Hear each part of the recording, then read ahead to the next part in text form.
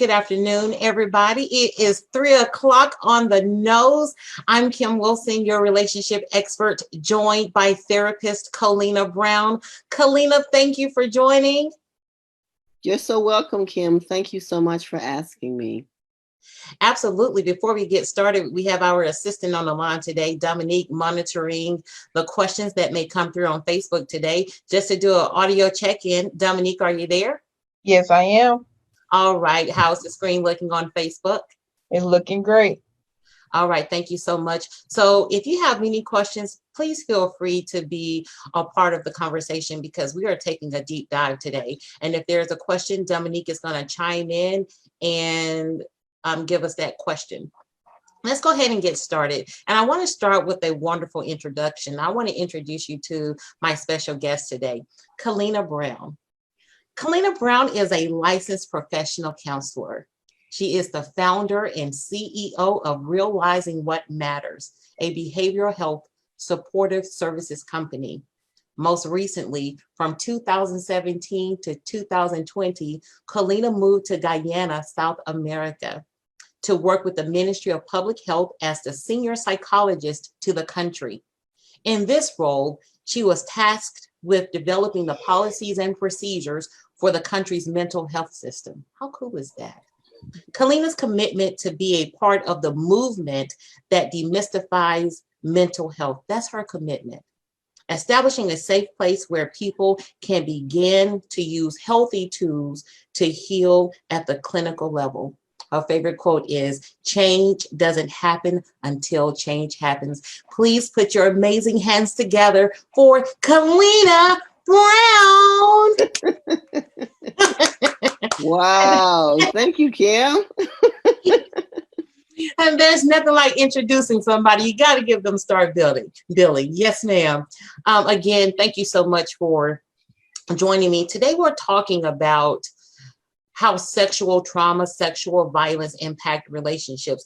I know when we use sexual violence, people don't always think of the terms molestation, rape, sexual abuse. It's all a violation of somebody's space, not offering consent, whether it's trafficking, it is a violation. And when all of those experiences causes trauma and wounds, it can impact the relationship with ourselves and others. So I want to take a deep dive into that because a lot of times whenever we bring that word, when that term comes up in a conversation in a room, it can change the energy of the room quickly. People don't want to talk about it.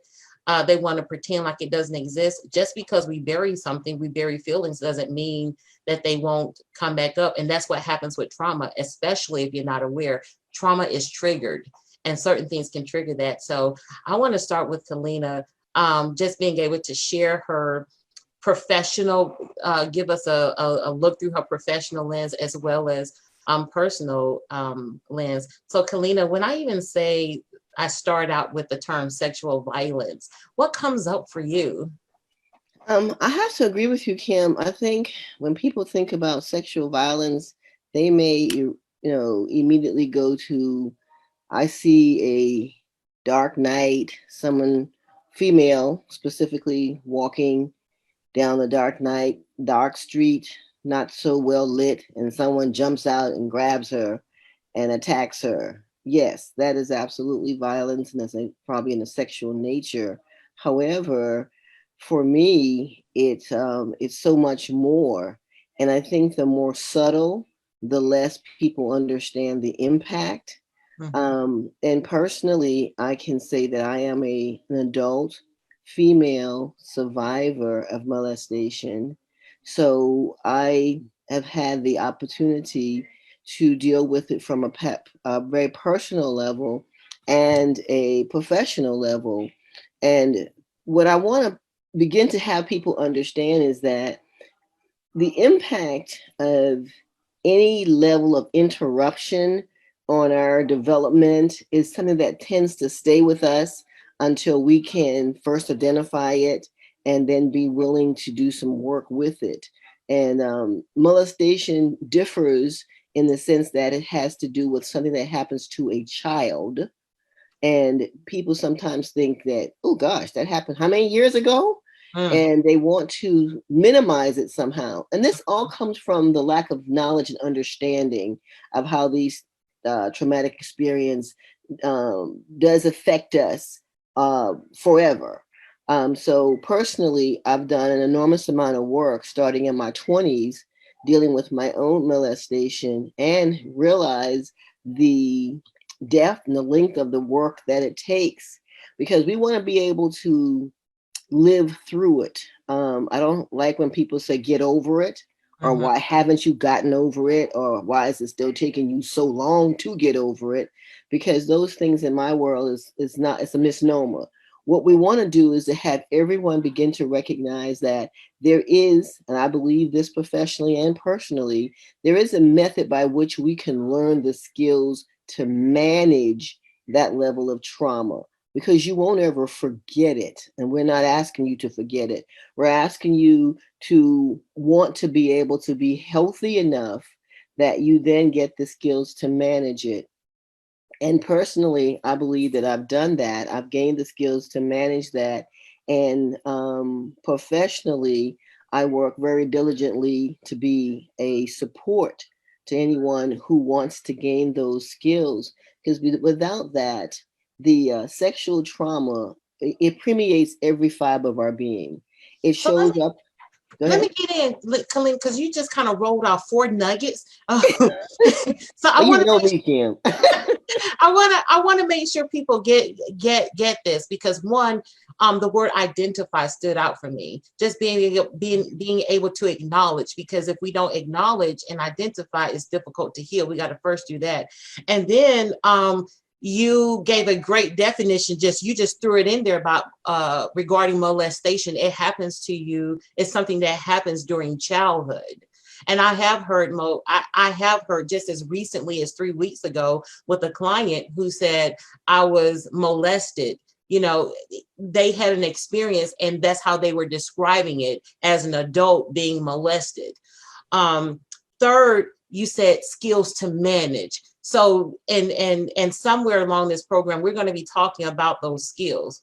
And you said manage that level of trauma. So I want to go back just a little bit. When, at what age, or were you in your 20s, when did you know that you had an experience of molestation? Because sometimes, especially the time period that a person may have grown up in, or what was normal, they may not even know that they have a narrative of molestation. When did you realize that, hey, this is my story? Um, I would say ninth grade, because ninth grade was the first time I took a psychology course. It was when I went to school, we had what they called electives. I'm not sure what it's called now, if they even have it. You had your core courses, and then you had other hours where you can elect to take different things like home ec and whatever. And so psychology was one of those things. And I didn't even know really what that was. And I read the little blurb about it, and I said, oh, that sounds interesting. So I took the course, and it was during that course, we were talking about the child abuse and, molestation and all of that. And then the descriptive of it, the symptoms of it, which were the nightmares that I had been having, and it talked about what it looked like in a reference to the age of the victim and the age of the perpetrator and those kinds of things. And I can remember very clearly thinking, I think that's what happened to me. Because prior to that, I had no words for it. There was no way for me to tell anybody, even because I had no words for it. So now, me being the kind of child that I was then, I have a word. So I began to research that word. And then I began to understand that for the most important thing, it wasn't just me. Because before then, I just thought it was something that happened to me. And I was experiencing all of the physical, emotional trauma, if you will, experiences of it. And that was the beginning of my journey to figure it all out. So you just said something really powerful there. Let, when you said I had no words. So this is why we're doing this program, because a lot of times, especially children, they don't have the language, so they don't tell, and then the guilt comes in, and the shame, and a lot of survivors of abuse, they think something is their fault, and it's not. So that's why I think it's so important that what we're doing today, this body of work, and even the word research. So you started to do your research. So when you read books and you watch documentaries and programs like this, it helps to develop a language so you can understand, and we can talk to our sons, our daughters about what sexual trauma is, what molestation is. So Colena, when you were in the ninth grade and you took that course and you realized, well, wait a minute, this sounds familiar. What did you tell somebody? Or because that's the other thing, it's like, because we think people won't believe us, or these people could live in the same house with us, like. Well, in my case, no. My perpetrator was a family member. However, he did not live in the same house. And no, I actually did not get to the place where I told my mother until I was in my 20s. Because the trauma of that is probably one of the worst. And I don't want to rate trauma, because trauma is not rated. So when I say worse, I mean it without a rating, if you understand. Mhm. Things that can happen to the developing brain, because it and I always describe it as taking an egg and hitting it with a hammer, and then looking at all the pieces and having to pick up all those pieces and put it back together. That's how I describe molestation, because the brain is just that fragile. And that's why it's a differentiation between molestation and rape. Because when someone's raped, they're of an adult age, if you will, and the perpetrator is usually around the same age group. Molestation has to do with a developing brain and an older person. And so that's the differentiation, because that molestation affects that person's developmental process, and it is forever changed. And so that's why the work is so massive. No, telling was not yet a part of what happens, because to tell, much like you said, one would have to have done the work to get past the confusion. I think confusion comes before guilt, even the guilt, the blame, the shame, and the judgment. So all of those kinds of understanding comes long before telling. Yeah, and I want to go to that word confusion, because um it can be confusing, especially when you have a preteen or a child, somebody who's still developing, and even if their body reacts to somebody molesting them, you have an erection, or you feel stimulated, and that's where guilt and shame can come in, because you're saying, the person is saying, well, I'm confused, something felt pleasurable about this, but there's still a violation there, and it's still traumatic, because even at the beginning, when you were saying, all of those, the trauma and the symptoms were already in place. As you got older and you did research and you started to understand it differently, it was like, I was impacted by this in a negative way, but you didn't have the words to articulate that. But that level of confusion that it causes, talk a little bit more about that confusion. Okay, the younger the brain, the more the confusion is just developmental. Okay. I don't think the young brain even gets to shame, blame, or guilt. They just confused. Mm-hmm. So if the molestation happens after, let's say, adolescence, puberty, in that developmental stage, I think that's where the chances of shame, blame, and guilt coming in more, which not, it doesn't alleviate confusion. It adds to the confusion, in so much so that the physical response to sexual stimulation is just that. As humans, our brain operates in numerous ways, sometimes separately, sometimes simultaneously. So if we're being stimulated sexually, even if it's against our will, we are still then inside the body where the brain doesn't have the ability to differentiate, I don't want this to happen. The brain responds to the same triggers that it responds to. And that's where a lot of the confusion for an older brain comes in. An adolescence, a 11, 12, 13, 14, 15, 16-year-old, where they're saying, I don't want this to happen. So why is my body responding? And they can get to the place where they're saying, it must be me. Mm-hmm. And that's when, again, we have to begin to help, educate, share, give the information so that we can begin to understand that it's not you complying by any stretch of the imagination. It is your physical body responding. Mm-hmm. I want to pivot just a little bit. And I want to go by the time somebody starts having relationships with other people, and they have not addressed sexual trauma, being raped, molested, and they just kind of pushed it down. They suppressed it. From your experience on a professional level, and maybe even on a personal level, how does it impact relationships? Wow. Let me see. The answer that comes to my mind immediately is a million different ways, because that's a real answer. However, for the sake of understanding, via a person's innate personality, it will tend to present itself via that vehicle. Because if you are an outgoing person, let's just say you just go for it, and you've had that experience and you've suppressed it, you could then become promiscuous. Yep, that's it. You Yeah. see?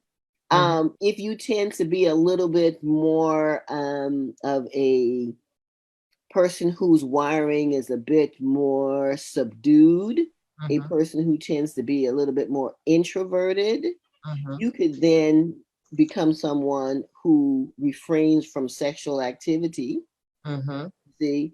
And then if we find somebody that's in the middle, they may be someone who believes that they are managing it, and then they can move forth into what they think is a healthy sexual relationship. And then numerous of things starts happening that causes conflict. And in most times it's mistaken for something else, and sometimes even misdiagnosed, because every client that's ever come to me that we've got to the place where they disclose sexual trauma has not always been the reason why they came to therapy. Mm-hmm. Oftentimes it has taken quite a bit of time to get to that. I may even have clues in the beginning where I'm believing from what I'm hearing that that's what the issue is. And sometimes even when I mention it, they deny it. Mm-hmm. Sometimes because they're not ready to talk about it, or sometimes they have not come to the belief of understanding that that's what happened. I've had clients who vehemently deny that they've ever been raped or molested or a combination of the two, just to keep going in therapy and then coming back around and being able to say, I think what you said a few months ago might be true. So it's just that impacting on our entire being. And when it comes to relationship, it presents itself in so many different ways that I think a lot of dysfunctions, and I can say this professionally, that could be the root of the dysfunction. And for a lot of couples, they never get to that root. They separate, they divorce, and it's all for surface reasons, and seldom do they get to the real cause. Oh, hold on. Let me get in there, Colena. Wait a minute. Hold on. Let me get in. Okay. So first, I want to make sure people get those three symptoms. One, people can become promiscuous. Because I think as human beings, I think the body naturally wants to have a healthy relationship with sex. I think, having pleasurable sex, and it shouldn't, I don't like to use the word shouldn't, but I don't think it should feel like something dirty and unpleasurable. Or so when there's somebody becomes promiscuous, and the other one, if they don't enjoy sex. They may refrain from it. And then some people may even bring, you didn't say it in this way, let me know if this is kind of what you were saying, where some people may label as perversion into the bedroom, and the other partner may not embrace it, because in just a plain term, it's so freaky. They're so freaky that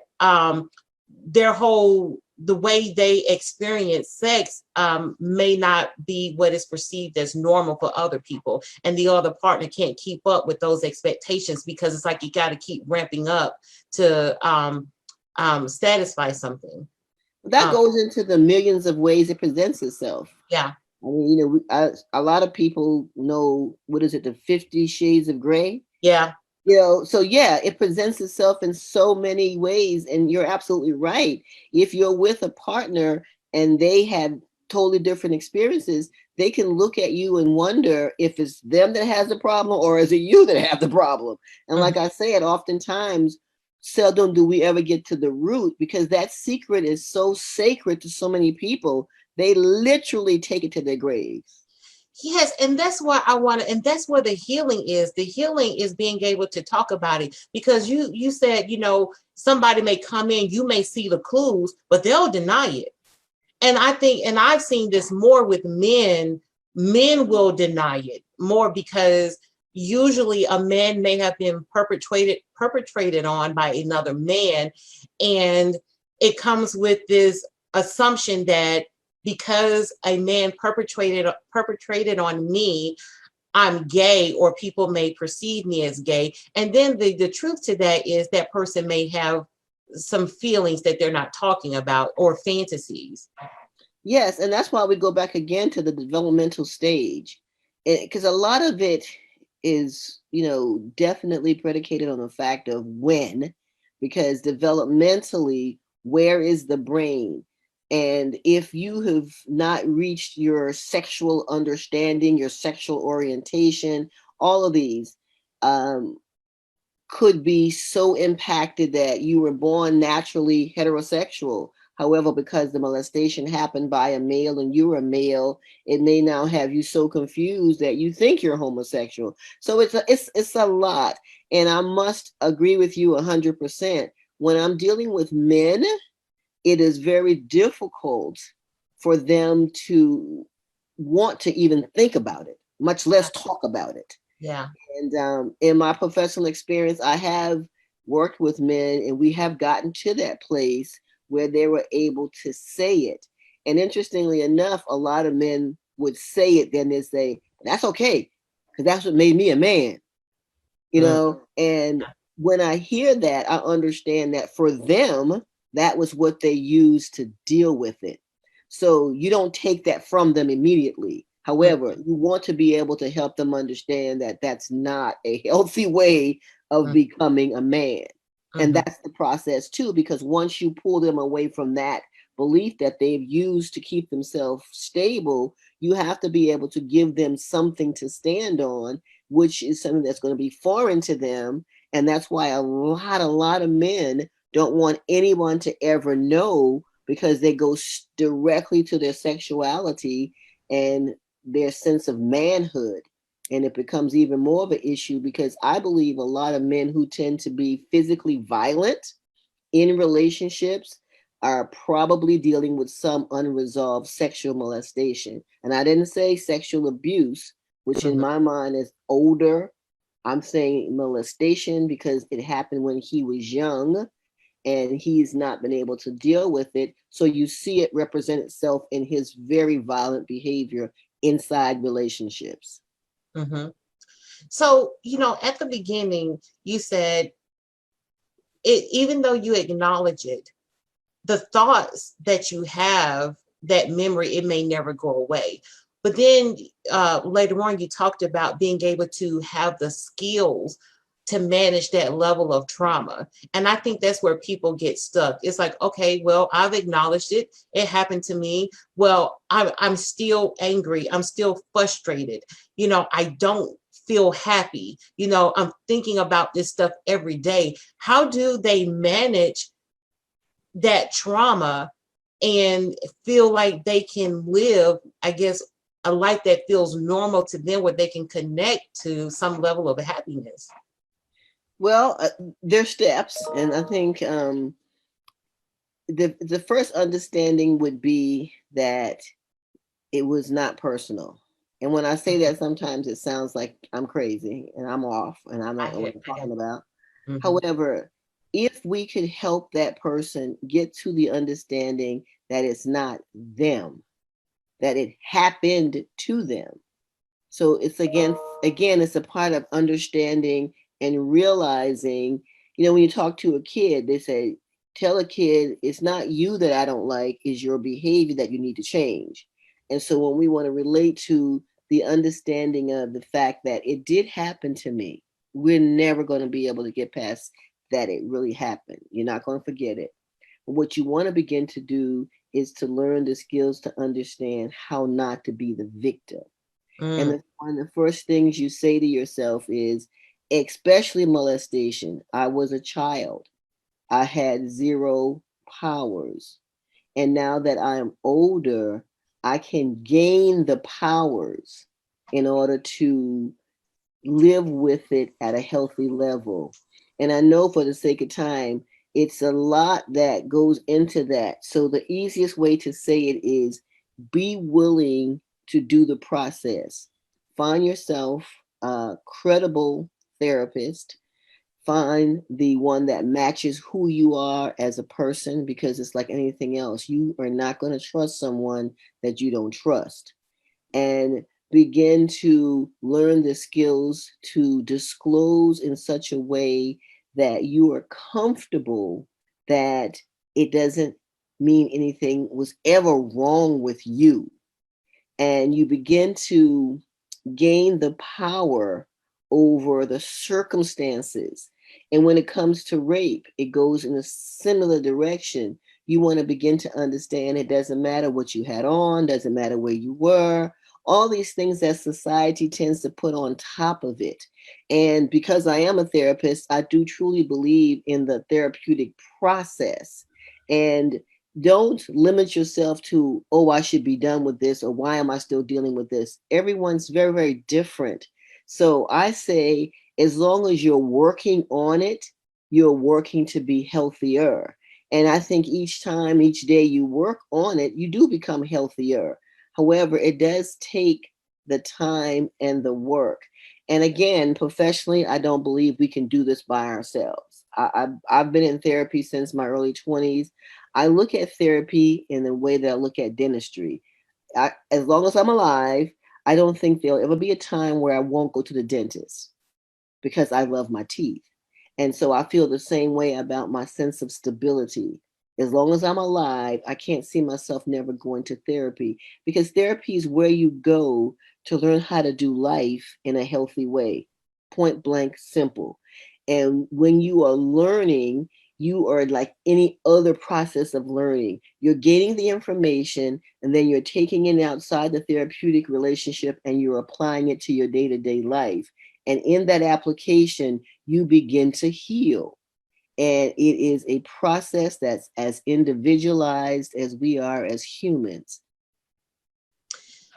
yes, I want to pull out the word process. But first of all, let me just pull out this quote: therapy is a place that you go to do life in a healthy way. Amen. Amen. To learn how to do life in a healthy way. And I want people to connect to the word process, because that's important. Because some people, you may have a friend or a cousin that went to therapy, and they felt like they experienced a sense of resolve in 3 months, but for you it may take 3 years or longer. And just being able to see therapy just like going to the dentist, to see it in that way, I think that's, that is a healthy perspective. When I read the statistic, 1 out of 6 American women have been have experienced some level of sexual trauma. And when I think about the group of women that I've been around, where there's been 6 or more women, it held true. And and when you think about that, my mind, I even think about some of the difficult relationships that happen between women, it's some of that stuff that impacts the relationship that women have with one another. So we're not just talking about romantic relationships and marriages and stuff like that. It impacts relationships with friends, family members, because if you don't understand how that level of trauma has impacted you, you can be triggered in a way and don't even know it. Absolutely. Because relationships are relationships are relationships. One of the things that people say a lot of times that I smile about, I used to comment. However, I've lived long enough to know when to smile and know when to comment. So I smile a lot more than I comment these days. Amen. One of the things I hear people say, well, I don't have any relationship with them, or our relationship is over. And one of the things I want to say is that humanly, that's impossible. You cannot not relate. What a lot of people don't understand is that relationships change. They never go away. And I think if you're able to describe the changes in your relationship, then your relationships, then you'll begin to understand whether you're healthy or not healthy, or how healthy you are, or how unhealthy you might be. Point in case, people who get married, most of the time, they say they love each other. Then they get divorced, and then they hate each other. And they say, oh, I don't talk to him anymore. I was like, why? He's my ex-husband. Why would I talk to him? And I was like, well, what kind of relationship do you have? We don't have any relationship. Wow, that's impossible. And when you talk about girlfriends, as you said, what happened? If you can figure it out, then you may be willing to do some of the introspective work that we're talking about, Kim, to see if there's something else in me, especially if you're starting to see patterns in your relationships not going well. Then you begin to want to say, what is it? Because oftentimes, if you have suppressed this for so long, you really don't consider it as a possibility. And that's why I said earlier, I know professionally how many times people have not gotten to the root, because it's not easy. It's not. That's why when my dentist says to me, Colena, you need a root canal, I have a totally different experience when he says, Colena, we're going to do a cleaning. That root canal is like, Ugh. However, if I really want that tooth to be saved, that's what root canals do, they save that tooth, then I put on my big girl panties and I muster up all that it takes, and I sit in the chair and I let him go to work, or her, because I have a female dentist. You see what I'm saying? So when it comes to the less than pleasant work of digging deep into who we are, oftentimes people don't show up for that because it's too difficult. It doesn't mean that tooth is going to get better, because it won't if I don't fix it. And it doesn't mean the issues are going to go away, because it won't. I don't care how deep they are. They're still in you and they still can be triggered. Yeah. So, Colena, you wrapped all of that up in a beautiful way, because here's the power in all of this. In order to get to that level where you can develop those skills, you got to go sit in somebody's chair. Whatever type of professional help you choose, whether it's pastoral counseling, traditional counseling, but being able to sit down, and it starts with telling your story. When you can just tell your story to somebody, I can't tell you how many people, when we got to the place in therapy and they released. I mean, I think that session probably was the most powerful session. It's like, I could actually see them exhale. So being able to connect with somebody that you trust, because if you are having these thoughts and they won't go away and you blame yourself, you feel guilty, or, you feel like you don't have a healthy relationship with sex, you have a partner, you can't enjoy sex because all these different thoughts in your head, there is help. You don't have to suffer in silence. One of the places that you can start is there's an organization called RAIN. It stands for Rape, Abuse, and Incest Network. They have a ton of resources on there. You can start there. You can also go to the CDC for some information. It's out there. You can go to psychologytoday.com. I'm not sure, Colena, if you're taking any clients, how you're operating these. I mean, certainly if you are an organization, you're part of a women's organization, or not even a women's organization that's watching, Colena certainly does talks and that kind of thing, and can put together something on that level. So I'm not sure she's taking on clients these days. But Colena, if somebody wanted to reach you, how can they do that? Thank you, Kim. I appreciate the fact that you know me so well. Completely transparent, and I work very hard. I've been in the field since 1979 when I first went to college. So at this point in my life and my career, I see myself as someone who answers a call. And the call for me is much like what Kim said. I will do this level. I will come and speak to a group. I have a list of therapists that I could recommend, Kim being one of them, and a few others that I feel comfortable with, because I'm not going to send to someone that I don't feel comfortable with, for individual, group, or family therapy. And I'm very blessed to say openly that these people that I send you to are ones that I would go to myself, except we're friends, so they can't do my therapy. However, I will be happy to put anything together for you in writing, curriculums.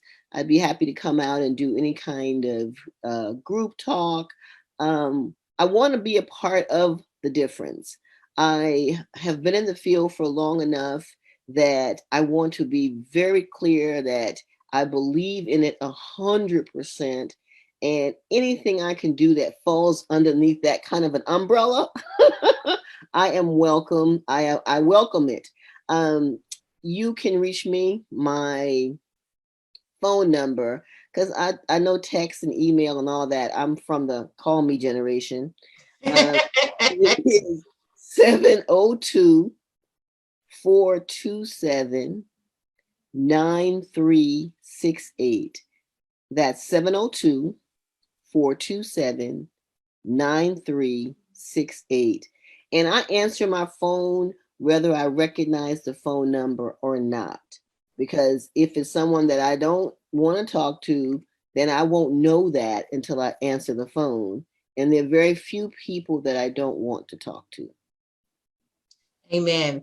I want you, when Colena said I can put together curriculums, workshops, if you know a group of women and you want to put something together, I really encourage you to reach out to Colena, because there's some beautiful work that she can create, even in this virtual space while people are still quarantining. She can put together a program for you. So if you are somebody who has the authority, well, we all have the authority to do that. We don't need permission from anybody to say, listen, I want to put together something. So it's necessary, it's needed. The conversation should not stop here. Just a couple of recaps.